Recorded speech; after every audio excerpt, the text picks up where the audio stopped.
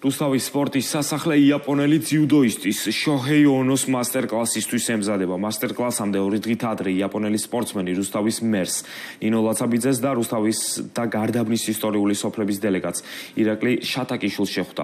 ორგზის ოლიმპიურმა და სამგზის მსოფლიო ჩემპიონმა რუსთავის სპორტის მუზეუმს ხელმოწერილი კიმანო დაუტოვა. შოჰეი ონოს მასტერკლასი რუსთავის სპორტის სასახლეში 24 მარტს 14 საათზე დაიწყება, დასწრება კი თავისუფალია.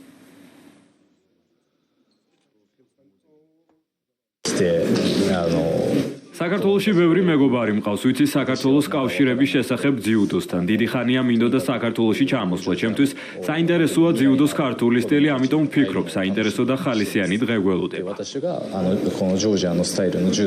ჩვენი რუსთავის სპორტის სასახლე კიდევ ერთ მნიშვნელოვან სპორტულ მოვლენას უმასპინძლებს. ლეგენდარული ძიუდოისტი ჩვენს ახალგაზრდა სპორტსმენებს ჩაუტარებს მასტერკლასს.